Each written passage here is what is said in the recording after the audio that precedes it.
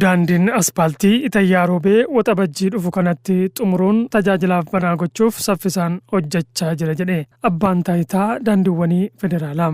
Daandiin kiiloomeetira 75.6 dheeratu waggoota 7 dura birrii biiliyoona 1 fi miiliyoona 300 ramaduun waggaa 3 keessatti xumuruuf dhaabbatichi ijaarsa chaayinaa reelwee fudhatee hojiitti gale.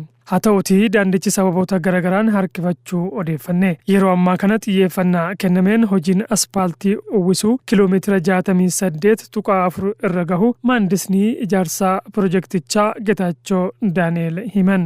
Hojii hafee yeroo gabaabaa keessatti xumuruun daandicha tajaajilaaf oolchuuf xiyyeeffannoon hojjetaa jira kan jedhan immoo abbaa taayitaa daandiiwwanii federaalatti dursaa garee naannawaa Adaamaa Injiinar Mokonnin Lataati. Ijaarsi daandii kanaa keessumaa jiraattota aanaa godina Arsii, Heexosaa, Loodee Heexosaa, Diksiitii fi Roobeef faayidaa guddaa kan qabudha.